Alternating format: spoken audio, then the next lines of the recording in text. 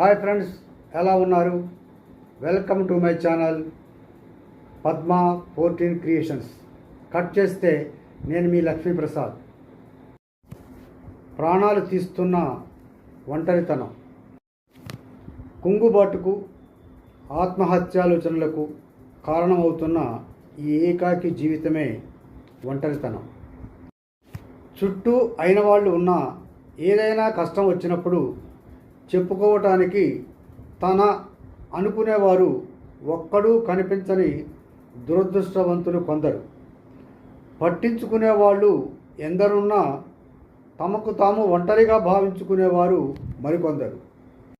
ఇవి చాలా చిన్న సమస్యగా అనిపించినప్పటికీ ప్రపంచవ్యాప్తంగా ఇది ఒక పెద్ద సమస్యగా మారుతుంది.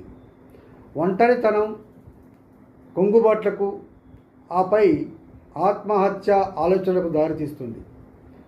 ప్రపంచవ్యాప్తంగా ప్రతి 6గురిలో ఒకరు ఒంటరితనంలో బాధపడుతున్నారు. ఈ కారణంతో ప్రతి గంటకు దాదాపు 100 మంది చనిపోతున్నారు. ఈ ఒంటరితనానికి కారణాలు లేకపోలేదు. ఒక కారణం ఏంటంటే, ఈ ఒంటరితనం బారిన పడిన వారు యుక్త వయసు వారే ఎక్కువగా కనిపిస్తుంటారు. ఎవరినో నమ్మి ఏవేవో ఊహించుకొని, ఆ నమ్మిన వాళ్లే సర్వస్వం అనుకొని, ఆ తర్వాత వారి మధ్య ఏవేవో కారణాల చేత ఒకరి మీద ఒకరికి నమ్మకం పోయి మనోవేదన అనుభవిస్తూ గడిచిన కాలాన్ని నెమరు వేసుకుంటూ, ఆపై సంబంధ బాంధవ్యాలు దెబ్బతిని జీవితంలో అన్నీ కోల్పోయిన వారిలో తనలో తామే ఊహించుకుంటూ కన్న తల్లిదండ్రులను కూడా విస్మరించి ఆత్మహత్యలకు పాల్పడుతున్నారు.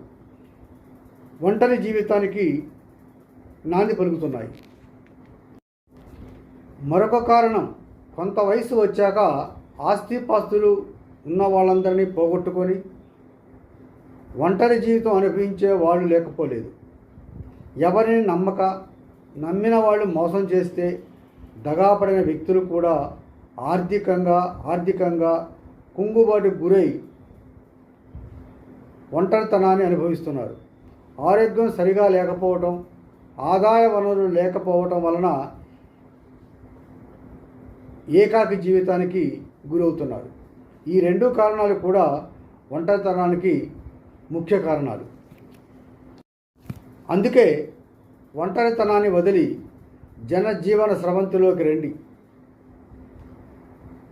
జీవితం అనే పరమార్థాన్ని ఆస్వాదించండి. ఈ వీడియో నచ్చితే లైక్ చేయండి, షేర్ చేయండి, సబ్స్క్రైబ్ కూడా చేయండి. మీ సూచనలు, సలహాలు మాకు తెలియజేయండి.